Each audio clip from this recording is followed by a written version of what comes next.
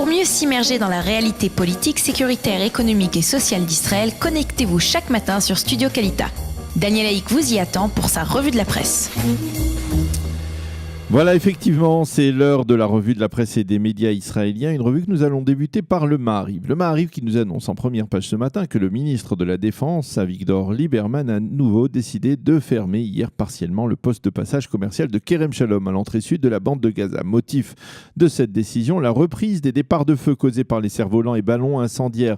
En effet, 10 jours environ après qu'il ait été décidé de rouvrir ce poste de passage à la suite de l'accord de cessez-le-feu conclu avec le Hamas, il s'avère que la situation est redevenue très tendue et elle est revenue à celle qui prévalait avant le cessez-le-feu, d'où la décision du ministre qui concrètement interdit l'acheminement en essence et en gaz vers la bande de Gaza, une mesure qui devrait considérablement handicaper les habitants de cette zone et faire pression en tout cas sur la direction du Hamas afin qu'elle cesse à nouveau ces tirs de cerfs-volants, ces envois de cerfs-volants et de ballons incendiaires. Le Israël Hayom souligne que pour la seule journée d'hier, on a recensé 12 départs de feu après une trentaine avant-hier. Et dans ce contexte tendu, la famille Goldin a marqué hier le 4e anniversaire de la mort et de la capture d'Hadar Goldin par les terroristes du Hamas. Les membres de la famille et les camarades d'Hadar se sont retrouvés devant le quartier général des forces de l'ONU à Jérusalem pour rappeler qu'Hadar a été tué durant ce qu'il devait être un cessez-le-feu conclu par l'ONU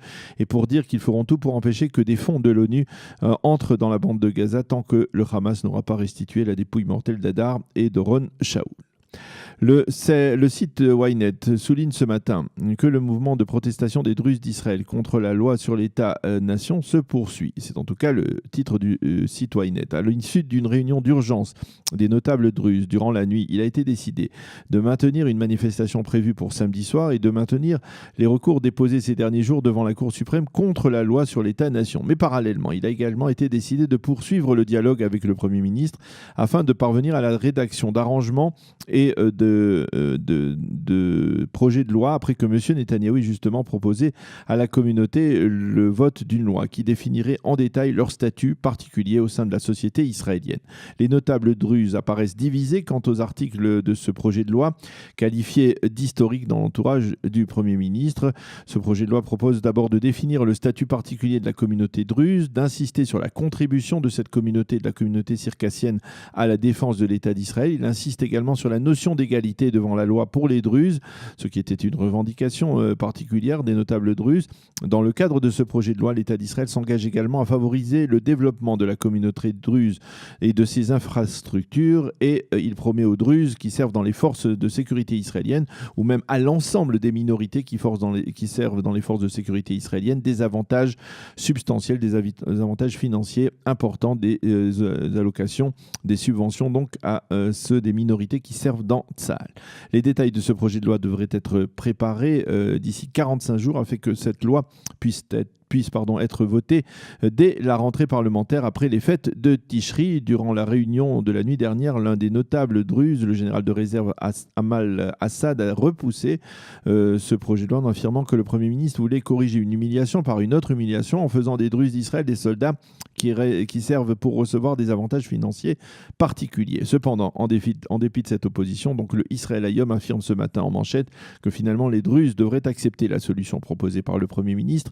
Contrairement au site Ynet, le journal affirme qu'à la suite de cette proposition de loi, les Druzes devraient retirer leur recours devant la Cour suprême et même la manifestation de samedi soir est remise en cause, mais apparemment elle devrait tout de même se tenir. Le Israël Hayom publie également ce matin l'éditorial de Fahad Sfadi, un Druze du Golan qui exprime sa solidarité avec l'État d'Israël et qui affirme souhaiter aux pays arabes voisins le même foyer national dont le peuple juif bénéficie sur la terre d'Israël, un foyer dans lequel, écrit-il, les Druzes profitent des bienfaits de la démocratie et de la prospérité économique. Fin de citation. Même le Idiot Aharonot titre ce matin en manchette « Vers un compromis », il montre le leader spirituel de la communauté druze, le cheikh Mouafak Tarif, donnant l'accolade hier au Premier ministre. Le journal indique que plusieurs notables s'opposent donc au projet de loi. Donc on le voit ce matin, la situation n'est pas encore tout à fait claire, mais l'on devrait être fixé sur la position officielle des Druzes dans le courant de la journée. Les journaux télévisés en ont parlé hier soir, mais il faut aller ce matin dans les pages intérieures des quotidiens israéliens pour évoquer la Gay Pride qui se tiendra aujourd'hui à Jérusalem. Nous en avons parlé avec notre invité, le Rav Eli Kling, tout à l'heure. Les journaux et certains sites orthodoxes mentionnent le fait que le grand rabbin de Jérusalem, le Rav Aryeh Stern, a demandé à la municipalité de Jérusalem de retirer les drapeaux arc-en-ciel qui avaient été placés devant le grand rabbinat d'Israël à Eichal Shlomo sur la rue King George, parce que le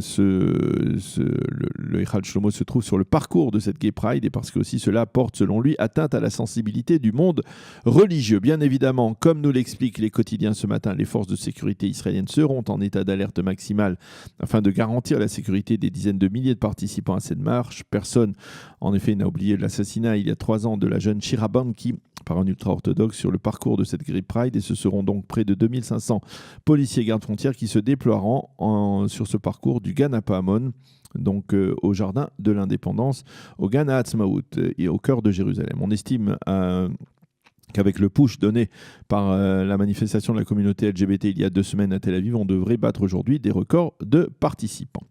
Le Yediot Aharonot continue à nous préparer à la rentrée scolaire, bien que celle-ci n'aura lieu que dans 1 mois. Le quotidien consacre un tiers de sa une ce matin à une question cardinale.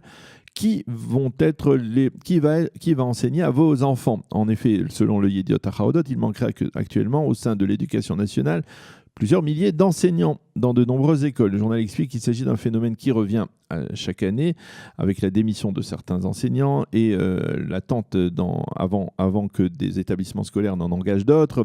Et donc, durant le mois qui reste, le ministère de l'Éducation nationale va tenter de remplir les cases manquantes afin que les établissements scolaires disposent d'un corps enseignant maximal.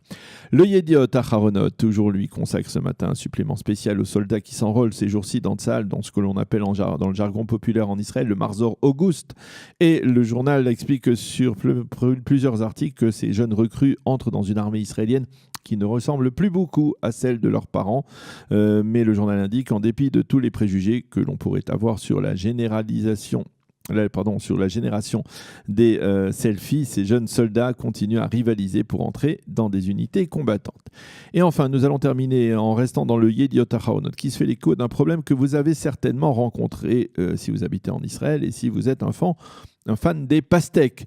Cette année, les pastèques n'ont pas le goût sucré qu'elles avaient d'habitude et la question préoccupe bien sûr des millions d'Israéliens qui sont d'intenses consommateurs de pastèques, mais aussi des chercheurs, ceux de l'Institut Vulcani à Rehovot, qui ont décidé de s'atteler au problème, d'essayer de trouver une solution pour pallier à ce goût décevant des pastèques cette année. Il faut souligner que ce goût neutre des pastèques a entraîné une baisse de 40% de la consommation, en tout cas de la vente de pastèques en Israël. Il faut également savoir que chaque année, les Israéliens peuvent disposer de 150 000 tonnes de pastèques. Ça peut paraître à peine croyable. Et chaque Israélien consomme en été environ, en moyenne, 20 kilos de pastèques, n'est-ce pas David? Voilà donc pour cette revue de la presse et des médias israéliens. Nous allons marquer une pause et on se retrouve avec notre invité, Eliaou Atlan, qui est historien, guide que nous connaissons bien et qui revient il y a à peine 2 jours d'un voyage émouvant en Jordanie sur les traces d'Aaron Cohen. Pour mieux s'immerger dans la réalité politique, sécuritaire, économique et sociale d'Israël, connectez-vous chaque matin sur Studio Kalita. Daniel Haïk vous y attend pour sa revue de la presse.